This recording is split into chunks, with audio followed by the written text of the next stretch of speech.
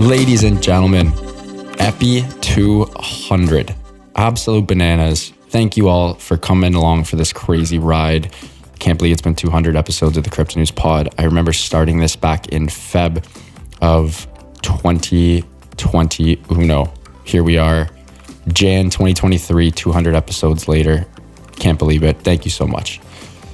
I am so pumped to have my good friend Jacob Robinson come on for round number 2 and episode 200.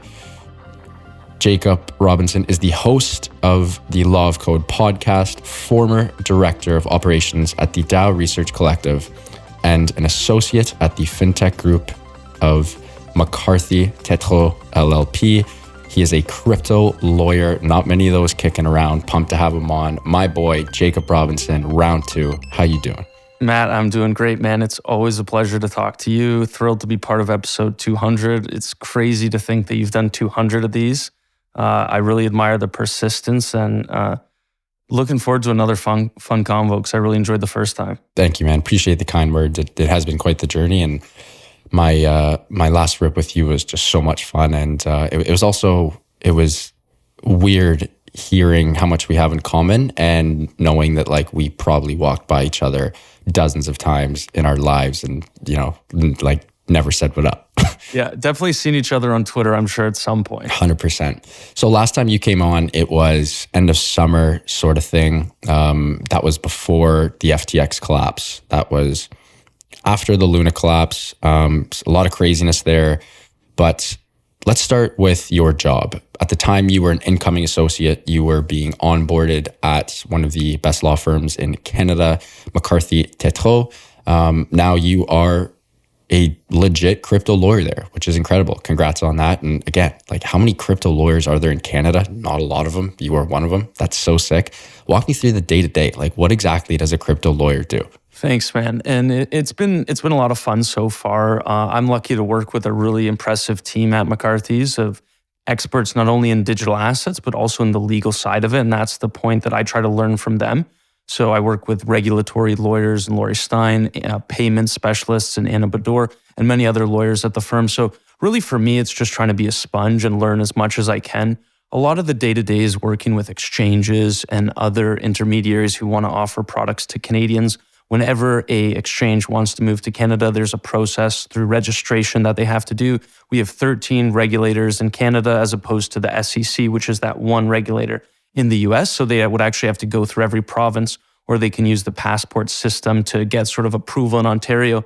And then even though Ontario is not part of the passport system, sometimes they can get approval in one province and then work in all the others. So a lot of it is walking through what the product is at first, how custody works with the exchange, what they offer. Do they offer staking? What are their current terms and conditions? Things like that. And then navigating that with the existing framework that the Ontario Securities Commission has set out and sort of aligning those two so that way they can offer the product to Canadians or particularly those in Ontario in a compliant manner that the government and the regulator agrees with. Interesting. What are the regulators most sort of concerned about at the moment? Like, and you just mentioned staking. I see, some of the biggest exchanges in Canada, like BitBuy, for example, they just released staking. I know Wealthsimple also released staking. They've wanted to do this for quite some time. It seems like it's finally passed. Like, besides staking, what else are the regulators like really wishy-washy about? So the biggest concern and something that, took me a while to wrap my head around is really, they're concerned about investor protection.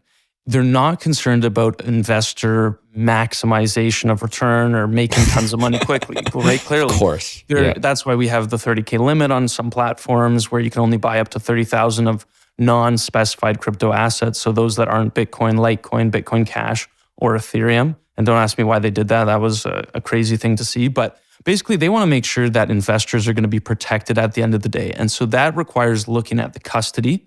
So who is holding the crypto assets that you put on the exchange? Is it a third-party custodian? Is it the exchange itself? And then what are you doing on the back end? And after what we've seen happen with this contagion, the risk with trading and prop trading on token platforms, the governments are really concerned with customers losing funds on exchanges that could be fraudulent, that could just not have full reserves. So they really want to make sure that everyone has the tokens that they are entitled to on the platform. In Canada, we've seen a bit of a different approach than what we've seen in the States, where they're going after Ripple, they're going after Library, they're going after a lot of token projects. And in Ontario, most of the orders and settlements have been with exchanges. So it's more like, hey, we're not going to worry as much about the tokens themselves. We're going to worry about the intermediaries that we can regulate, and we're familiar with regulating exchanges. That, perhaps, I know I'm going a little off topic here. It just hit me front of mind. We've seen a lot of scams, not recently. Heck, there's always tons of scams. We've seen the Logan Paul one recently, but why is it the SEC in particular? Why aren't they going after like well-known people like the Logan Pauls and the other influencers who've been part of these pretty big scams? It seems like they're just going after like the average Joes like you and I who aren't paying their taxes. Like, is there a reason for that? Is it just easier to go after us? Like, what's the deal with that? Yeah, that's a really good question. And I'd love to ask Gary Gensler on that. I think, what we've seen, I can't speculate to his motivation, but what we've seen is a lot of videos that are good for PR, going after Kim Kardashian with Ethereum Max, going after some more high profile projects, but then all of a sudden other ones don't get touched, right? Ones that like the Logan Paul, CoffeeZilla did a good explanation of that on YouTube, which I watched a bit of. But then you have certain projects like Library was trying to do a token to democratize access to books and like make it easier to move information through this token. And then they get sort of taken down almost by the SEC and they spent millions on legal fees and everything.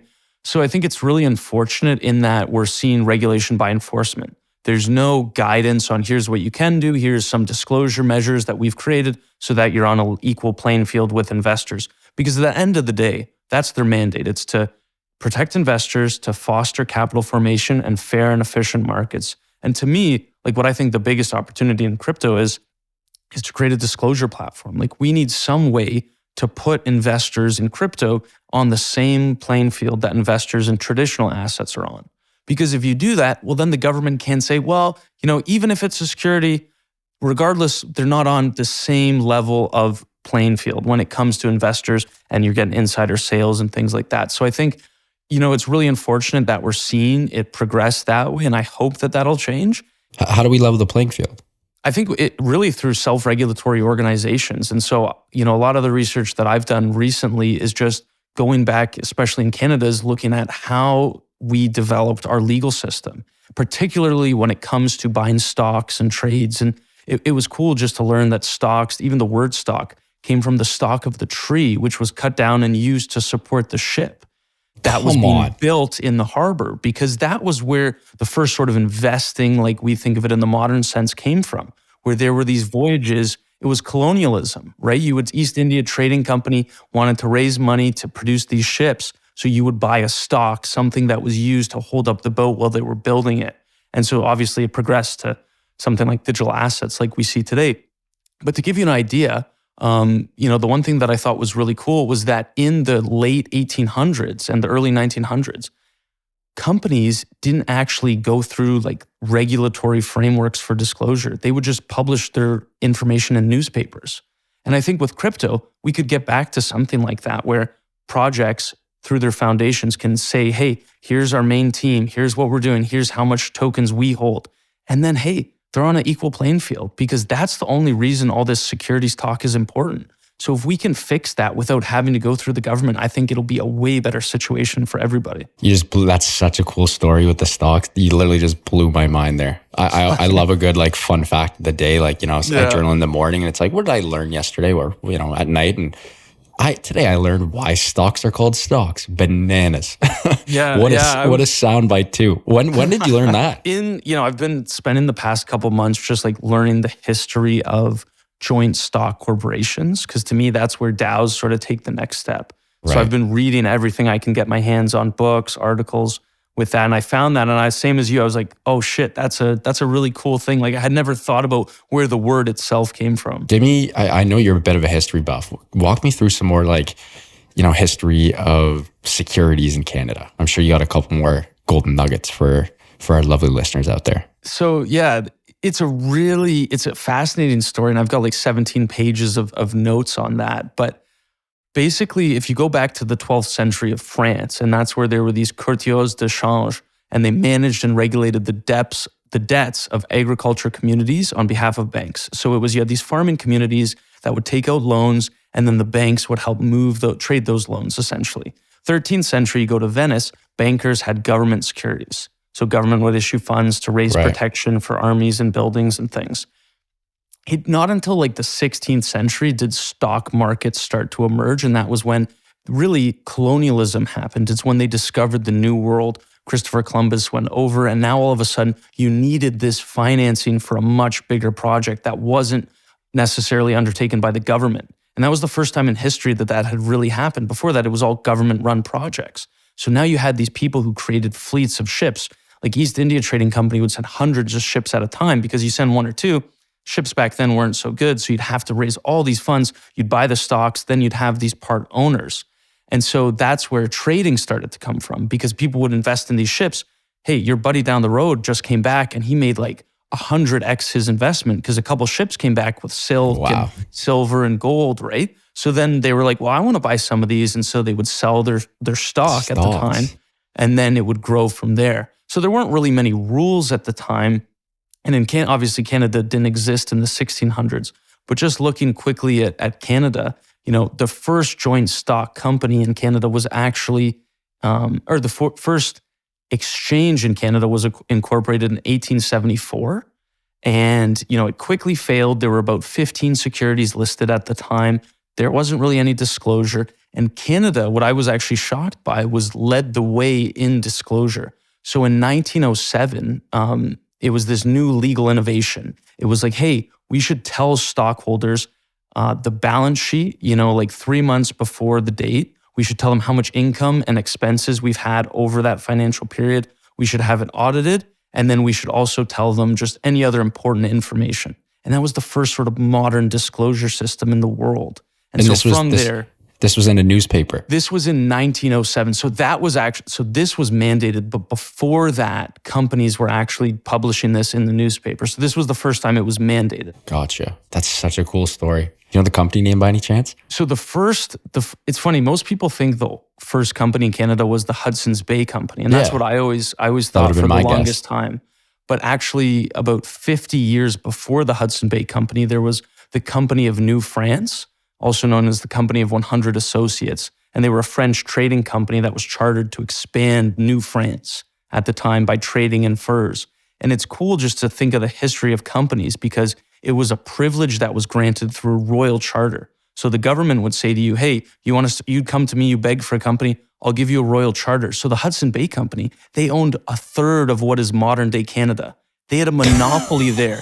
Dude, they could enact any law they wanted at the time to govern that. They could raise an army. They had all these privileges as a royal chartered company. But the catch was you had to make sure you were still in good standing with the king at the time, King Charles. Wow. Hudson's Bay fumbled the bag, eh? They owned a third of Canada, and now they're like, I don't want to say struggling, but like, they're getting booted out of Fairview Mall kind of thing. Yeah. Yeah. Wow. How the mighty have fallen.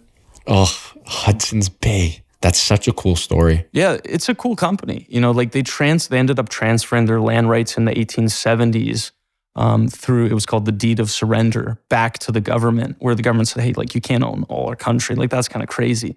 And so I don't know exactly what the consideration, what they got in exchange for that. But it was interesting just to see the history. And even, going through the history of stocks and stuff, it's so analogous to crypto, because we're just seeing crypto compact into 10 years, everything that took 150 years in Canadian history into such a tight window. And that's why we're iterating so quickly. And really, that's why I'm so bullish on the space, because anything moving that quickly will figure out problems, in the future and be pretty successful. So this must be a big reason why you're going back and, going through all the history, just to see what similarities and, analogies you can take from the history of traditional finance, good old TradFi. And I'm sure there's dozens of them. Like you said, we crammed 10 years of mistakes and shit shows into 18 months, which can put maybe a good thing, maybe a bad thing. I guess probably a good thing at the end. Depends on how you look at it. Yeah. Craziness. Let's go back to a bit of crypto enforcement in Canada right now. On the consumer side, now obviously this is a fairly consumer-facing pod here. On the consumer side, if you were to provide any alpha in regards to potentially new laws or regulations, and again, this is not financial advice. This is just, we are fortunate to have a crypto lawyer on the pod who can shed some light on a lot of questions that people have. Any advice that you'd give to Canadian crypto holders moving forward? Are any new sort of rules, regulations, taxations, anything new going to be placed upon us? Yeah, that's a good question. There's quite a few answers there. And yeah, none of this is legal advice or investment advice or anything. But, most of the orders we've seen to date go after the exchanges. And that's where, the OSC has seen much of the risk, and the regulators as well. We haven't seen anything with respect, or we haven't seen much. We've seen a few cases with respect to individuals offering tokens that were unregistered securities and deemed to be.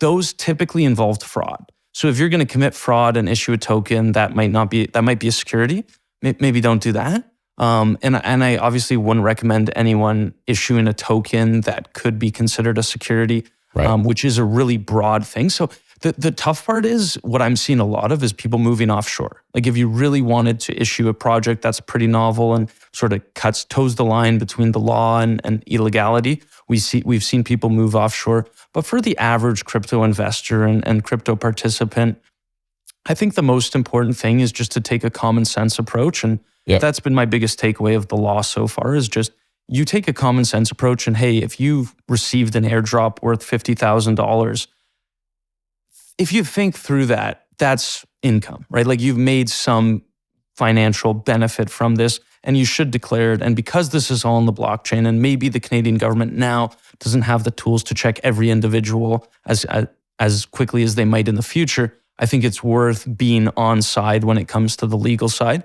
because you don't want that nagging feeling in the back of your head that, I should have done this right the first time. Something that I think we all know internally. Yeah, 100%. I mean, I've gotten a couple airdrops that I haven't sold. So it's like, right. In that case, you wait until the year comes, and when it comes, you sell it. Now, do I wish I sold a couple of those airdrops? You're freaking god darn right. I wish I sold a couple of those airdrops. I would have rather, taken the 5K and paid 50 ticks on that, instead of now that 5K is worth $2 maybe. So, it is what it is. That's why, the tax, sometimes people get really screwed by the tax. I might be misremembering, but based on what I learned in American income tax at school, if you sort of get sent an airdrop, that's considered income at the time you get sent it. So say you get a token that's traded at $10 a token, you get 100 of them. Well, now all of a sudden that's $1,000 income that's attributed to you, even if you don't sell it. So then if you sell it a year later, your cost basis is said to be 1,000. So you could use that as a tax write-off, but you wouldn't be able to, but you'd have to pay tax on that initial amount you were airdropped. So that's obviously not the way it should be. And I don't believe it's the same way in Canada. But for any Americans listening, definitely recommend talking to a tax specialist. That's a really tough one too, because there really aren't a lot of crypto accountants in Canada either, right. Who actually, again, it's like some of the pillars of life, your accountants, your doctors, your lawyers, who without you guys, society would crumble. Like, we need you for society to work. And it's like, it's still so new that there's so few of you. Like, I think it's going to be really fun to participate in the ecosystem once there are actual rules, and once there are a lot more chiseled experts and vets in the space who can actually provide some light at the end of the tunnel and help you move that needle. I've been looking all over. If there's any crypto accountants listening to this, please slide in my DMs. Cha-cha slide your way in there.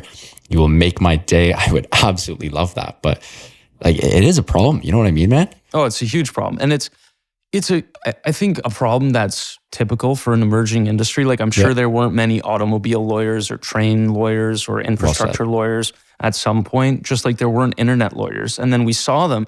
And then it's sort of, crypto to me is so analogous to the internet in that it grew up, it blew up like crazy. There was a crash, people were skeptical. And I think after this bear market, we're going to start to see some real projects that people might not even think of as being crypto. Just like you don't really think of the internet anymore when you go on Amazon or something. You just think it's a company where you go shopping, right? Yeah, it's just part of life. Yeah, exactly. You don't think about the internet. It's more just the logistics. And so I think crypto is going to build that out over the next couple years. So I'm excited to see how that goes, because it's not a mature industry, right? Like people are still figuring out the rules. And once we can get the framework, it'll be so much easier to build, raise funds, issue tokens, etc. The floodgates will open.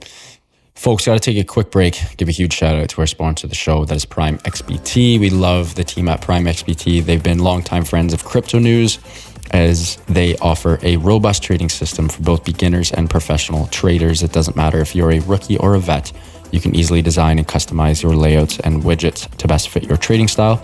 Prime XBT is also running an exclusive promo for listeners of the Crypto News podcast. After making your first deposit, you get 50% of that first deposit credited back to your trading account. Again, that is Crypto News 50. The promo code is Crypto News 50, all one word, to receive 50% of your deposit credited to your trading account. And now back to the show with Jacob.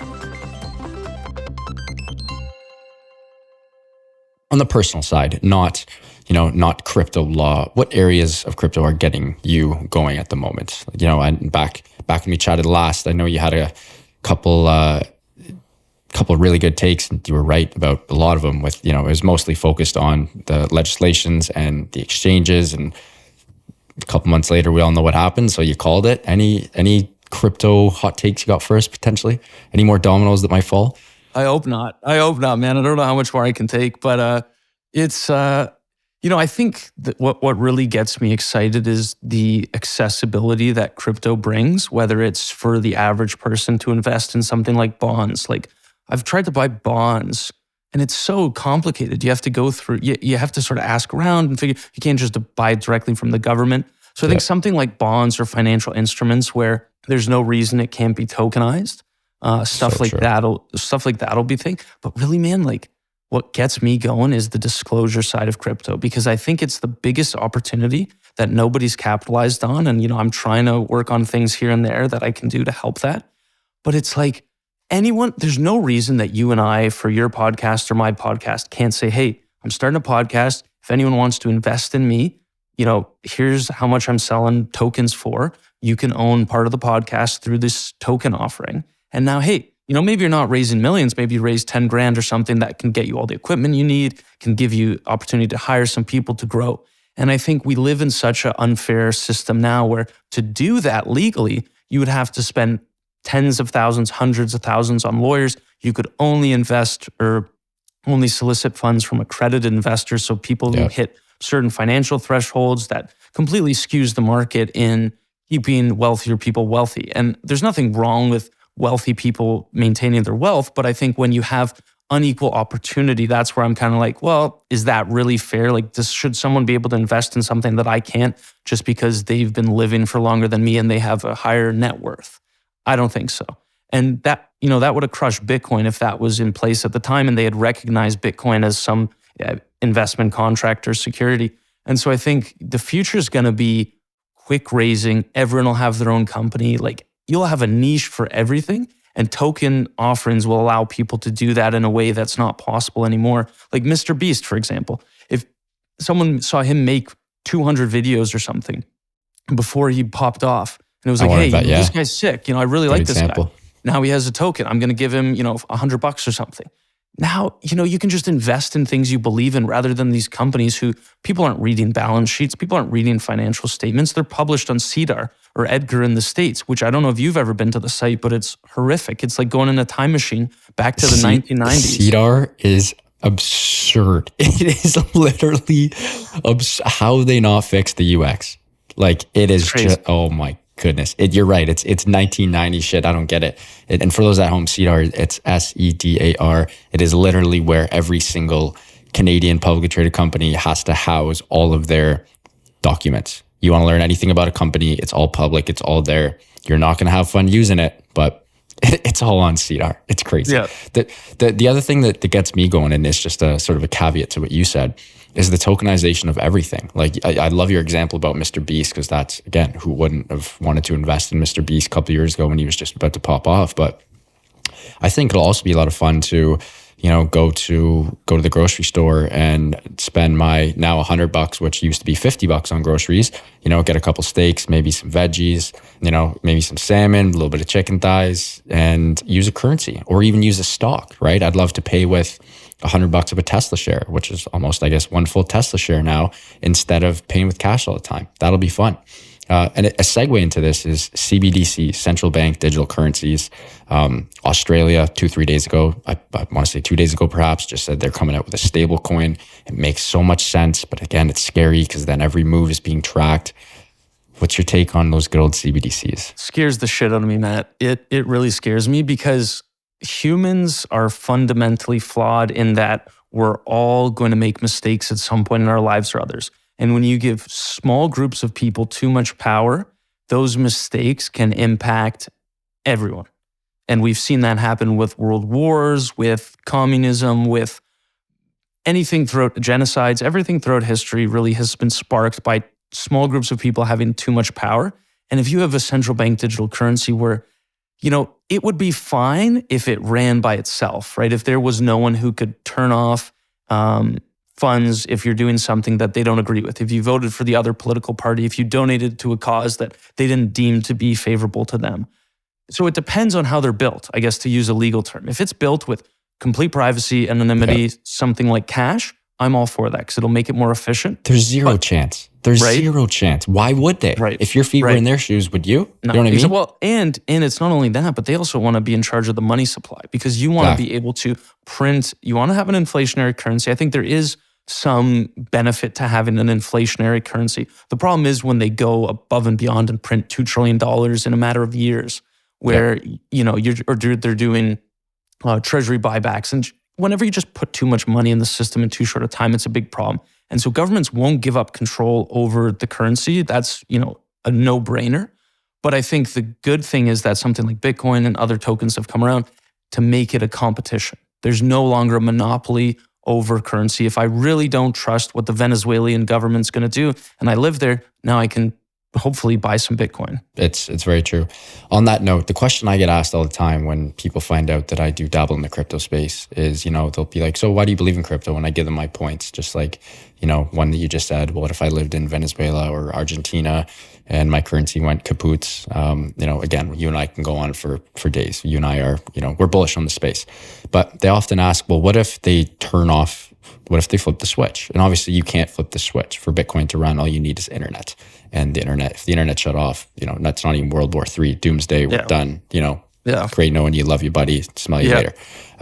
Bullets and gold at that point. Bullets, gold, and beans, probably. Well said, bullets, gold, and beans. But what would happen what could they do if they really wanted to? Like, what does crypto doomsday look like in regards to shutting off the big coins, the Bitcoins, the ETHs, the Tethers? What does that look like in your eyes? How could they cause pain if they wanted to? I think a good example is just to see what they did in China, where they started off by banning financial institutions to hold it. Then it went for people to hold it. Then it went to mining. And now there's barely any activity in China. But crypto survived. It ended up thriving in other countries. It just opened the door to more acceptable areas. So I think, they can try to do that, and that would be on a case-by-case basis. And it would survive, just like the internet would survive despite China's firewall. I think there's a lot we can learn just from the way the world's worked out today. And there will always be areas that value freedom over dictatorships, let's just call them, right? Where people have more freedom because people are going to move there and people vote with their feet at the end of the day. And we're seeing that a lot in Canada with founders in crypto-related projects moving to the Caymans, moving down south, even to the States, just to get to a regime where they can offer the product that they want.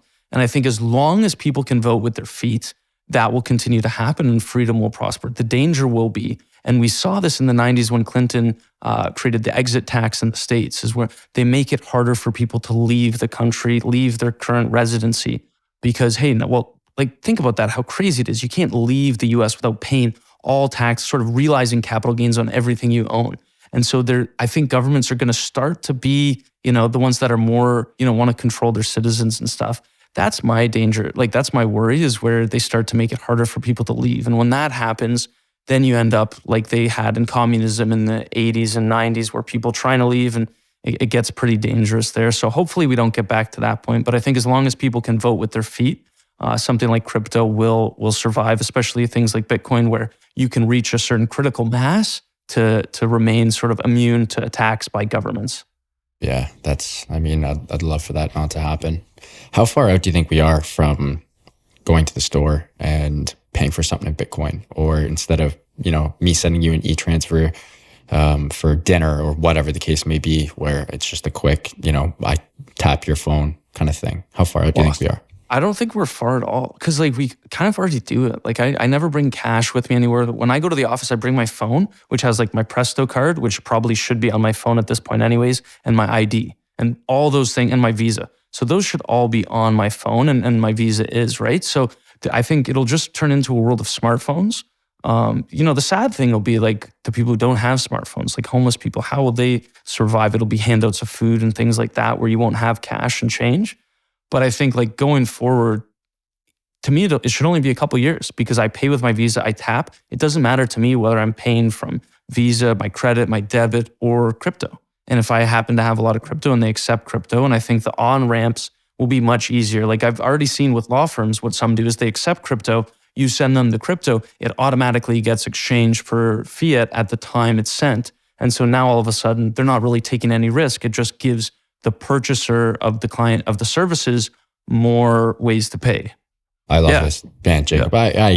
I always have too much fun chatting with you, man. Let's. I think any other crypto things you want to cover before we get into some non-crypto stuff? I'm good to talk non-crypto stuff, man. I don't think there's any other crypto things. Like, what's your take on CBDCs? Do you see them finding success, and do you think that's the future? I don't think it's the future. You and I are in the exact same yacht. I think it can be incredibly powerful if used the correct way, but the chance of being used the correct way is, if I were to put that in, if I were a sportsbook and I were to write some odds, that would be plus 20,000. Like it's just such an underdog. It's not even funny. I think it'll just be, again, that word that you and I cannot pronounce, authoritarian, that's good old Brock, baby. we're blaming that one on Brock. Walking and talking. Yeah, walking and talking. But no, I'd love for it to be, it'd be cool. It'd be nice. But again, I can't see it happening. I think we have the payment rails, we have the systems, we have all the infrastructure in place. But it'll be interesting to see how, countries like Australia, how it works and their use cases, what we can learn from them.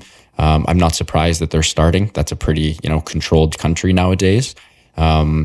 But yeah, I'd love to see it happen in a good way. But again, like I said, I can't see it happening. There's no chance. No. And one other thing I guess I'll just touch on your point is like, it's crazy having gone back through the history of securities regulation and even just companies in general. It's always taken a bad event for things to change, for the status quo to change.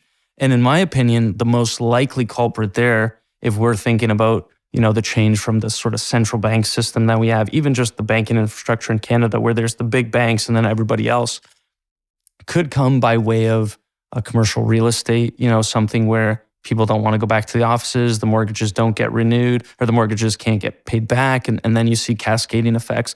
But I do think it will take some big negative aspect or something so new that we need to build new laws, like when railroads were created, that sort of spurred the invention of the limited liability company, because now there was no way for a small group of people to take personal liability if you're going to build out this railroad across the country, right? So that's how it used to be. It used to be if I was going to build a railroad and say you and I are in partnership and we build this business, and then someone gets killed or we break some law in one state, now all of a sudden they can go after our house, anything we own. So then they created these companies to make it possible to build railroads and systems that were infrastructure, roads, highways, etc. So I think in the future we got a lot to do, but regulation will be a big, big part of it. Well said. I had a blast with you in the hot take factory last time. You got any new ones for me? Any, again, with this episode will drop end of Jan. Any new hot takes? 2023 hot takes, hot off the press? Yeah. I think DAOs are going to be the next big thing. Like it's been sort of the crypto, it's been you had ERC 20 tokens, then you had the NFTs and you had the ICOs, NFTs. And I think now we're going to see a lot of DAOs. Like it seems like everyone I talk to, potential clients, they're all just building a cool DAO thing. So I think we're going to see people, like-minded people, organize in a manner that's incentivized through tokens to build pretty epic things. I don't think that's ever been before possible in history, where you can work with people across the world. Thanks. What you said is, put that on a wall. Yeah, that's pretty darn good. Yeah, when you walk, when you walk into someone's house sometimes and they have to like live, laugh, love. Yeah. You got to get that in the same cursive That'll be a good font. one. Yeah, DAOs enable people to work in tokenized, incentivized ways. Yeah, that'd And be a build good one. cool shit. No, that would be a treat. I think anytime, like even just having conversations like this, like I always learn a lot from talking with you. And I think the more we can get like-minded people together in rooms, whether it's virtually or not, the better the world's going to be. Well said. Very well said. How's your pod treating you right now? It's good, buddy. I'm enjoying it. I'm trying to add on a bit more like crypto-focused episodes. So like the one we're working on this month, and I've got some researchers with Lex DAO, like a legal engineering guild, and then some other friends too helping me on is like DAO member liability. So if you're part of a DAO, what potential legal exposure could you have? What are some things you should think about? So that way, when people listen to it, they can just see, okay, I'm part of a DAO.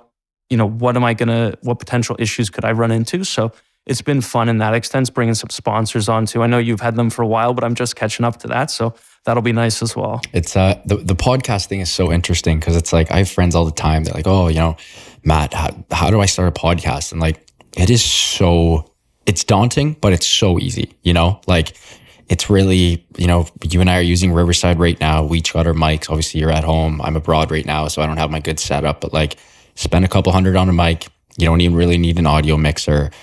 You get a program like Riverside, which is what, $30 a month. Get a host like Buzzsprout. You're done.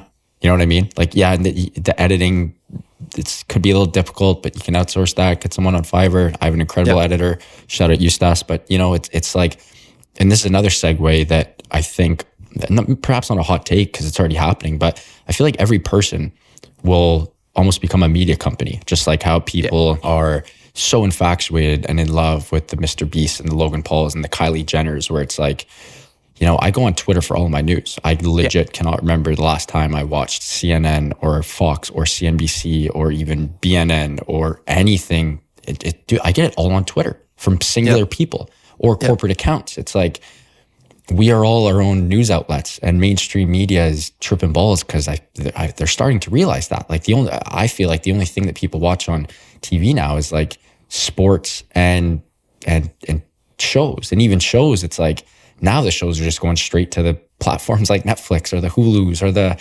HBOs. Yeah. Like it's just we're having this influx, and then just to again throw it back to your point with the tokenization of everything, it would be great for people to be able to invest in the Crypto News podcast. You know what I mean? It would, or the Law of Code podcast. It'd be lovely to contribute to things that you're passionate about. And again, you're my boy. I love you. You do great work. I learned a shit ton from you every time we speak. It's like, if I could throw a couple $100 at you and I wouldn't care to see how many downloads you get and how profitable you are. It's just like, if I have some money that I don't mind losing, I'd love to throw it at a friend and see them do good. And I'd love to do that in a frictionless way. I think that would add a lot of good to life.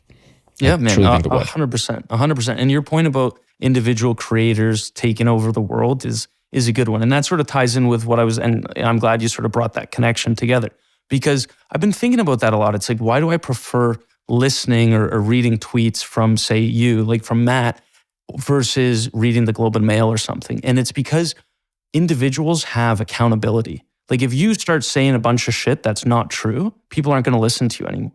Media companies have been doing that for years. And, they blame the writers, they make edits, they pump out so much that there's not as much accountability. But I think it's starting to shift because people are realizing that. Whereas if Joe Rogan started, he has his own brand and people know what to expect with him and he doesn't deviate from that. I think creators are going to be, the next big thing. And like you said, anyone can be a creator. Like you went and started this podcast. I started my own podcast. You can build from there, share, like you mentioned some things you're working on the side. If I was like, hey, Matt, I'd love to give you some money to help you work through that. Not only does that give you some funds to do it, but it also helps when other people believe in the projects 100%. That you're doing.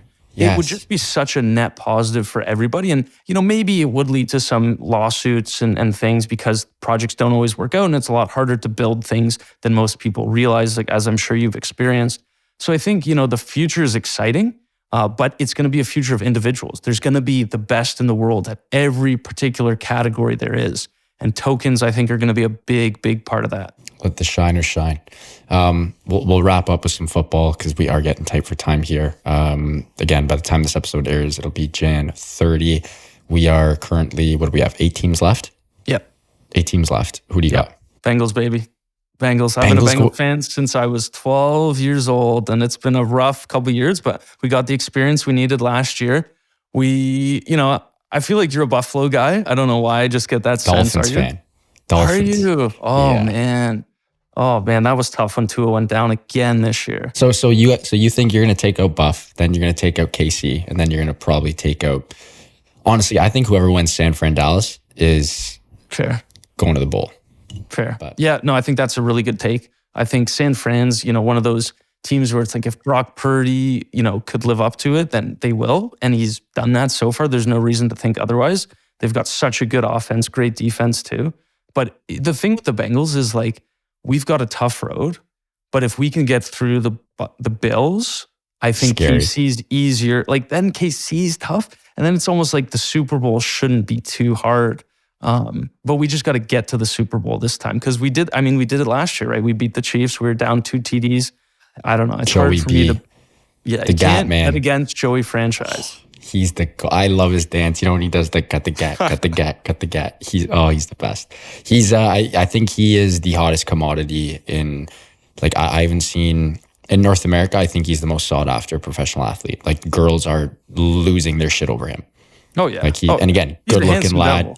Devil. He's got the swag. He's got the brains on him. I feel like he doesn't get into trouble. He's a good poster boy. He is. And I heard a good story about him. Apparently before games and stuff, he plays chess against himself in the change room. So he'll just be sitting there. And then sometimes a couple guys tried to play against him and he just smoked them.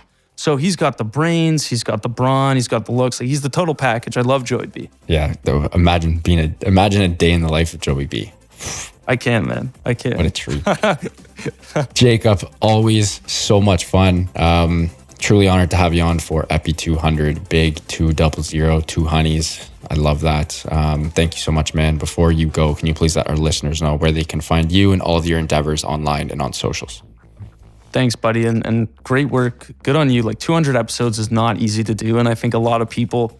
you hear someone's doing a podcast and it's like, okay, that's easy. You just get on the mic and record. But I know how much work goes into it on the front end, the back end. So congrats on 200. And thanks for having me on. And then people can reach out at Jacob Robinson JD on Twitter. That's probably the best spot to reach out to me there. So thanks for having me, buddy. Always enjoy the chats. Plug, what about Law of Code and McCarthy Tétrault? Yeah, plug those. Yeah, so Law of Code, you can find at lawofcode.io or just on Apple, Spotify, search Law of Code. If you're interested in the legal side of crypto, I really recommend it. And then for works things, DM me on Twitter. That'd be a good place to start. Love it. Jacob, my boy, appreciate you, man. And when I'm back in the city, cannot wait to have a couple and have a proper catch up. Yes, sir. That'd be great. Thanks, Matt. Folks, what an episode with Jacob Robinson. Always have so much fun chatting with this gentleman, the host of the Law of Code podcast and associate at McCarthy Tétrault LLP. If you guys enjoyed this one, I hope you did. Please do subscribe. It would mean the world to my team and I, to the team. I love you guys. To Eustace, my amazing sound editor.